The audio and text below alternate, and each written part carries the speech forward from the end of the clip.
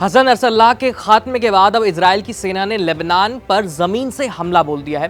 फिलिस्तीन और यमन में तबाही मचाने के बाद अब आईडीएफ ने दक्षिणी लेबनान में हिजबुल्लाह के ठिकानों के खिलाफ लिमिटेड ग्राउंड ऑपरेशन शुरू कर दिया। 30 सितंबर और 1 अक्टूबर की दरमियानी रात इजरायली सेना लेबनान के अंदर घुस गई है। खुद आईडीएफ ने सोशल मीडिया साइट एक्स पर पोस्ट करके इस ऑपरेशन के बारे में जानकारी दी है। इतना ही नहीं, इजरायल ने इस ऑपरेशन को शुरू करने से पहले अमेरिका को बता दिया था। आज के इस वीडियो में हम आईडीएफ के इस लेबनान ऑपरेशन के बारे में ही बात करने वाले हैं। नमस्ते, मेरा नाम है आयुष और आप देख रहे हैं एबीपी लाइव वर्ल्ड, जहां हम करते हैं बात अंतर्राष्ट्रीय प्रसंगों से जुड़े मुद्दों पर।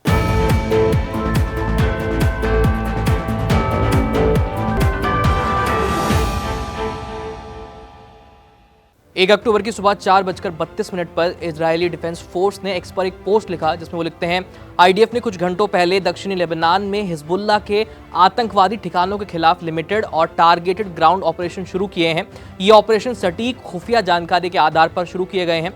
टारगेट बॉर्डर के करीब के गांव में स्थित है और उत्तरी इजराइल में इजरायली समुदायों के लिए तत्काल खतरा पैदा करते हैं।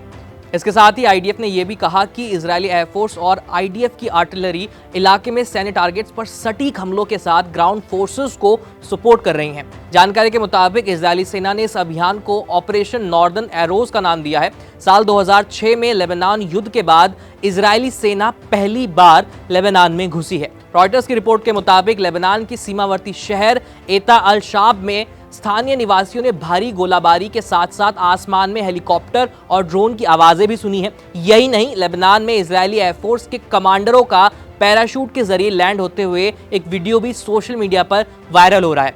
वहीं लेबनान के एक और सीमावर्ती शहर रमीश के ऊपर बार बार फ्लेयर्स छोड़े गए हैं। वहीं हिजबुल्लाह के डिप्टी लीडर नईम कासिम ने कहा है कि वो इजरायली सेना के साथ जमीनी लड़ाई के लिए पूरी तरह से तैयार है।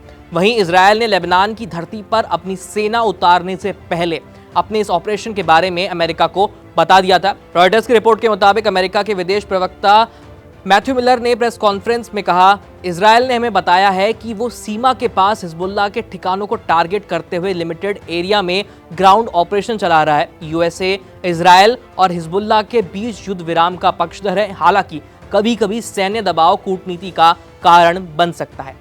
बताते चले कि आईडीएफ लेबनान के अलावा फिलिस्तीन और यमन में जमकर तबाही मचा रहा है। आईडीएफ की तरफ से हिजबुल्लाह और हूती विद्रोहियों के कई ठिकानों पर ताबड़तोड़ हमले किए जा रहे हैं। हाल के दिनों में इजरायल की तरफ से किए गए हमलों में हिजबुल्लाह चीफ हसन नसरल्लाह के साथ साथ उसके कई सारे टॉप कमांडर्स भी मारे जा चुके हैं। फिलहाल लेबनान की स्थिति पर हमारी नजर बनी हुई है। जो भी अपडेट्स होंगे हम आप तक लाते रहेंगे। तब तक एबीपी लाइव देखते रहिए। मेरा नाम है आयुष। धन्यवाद।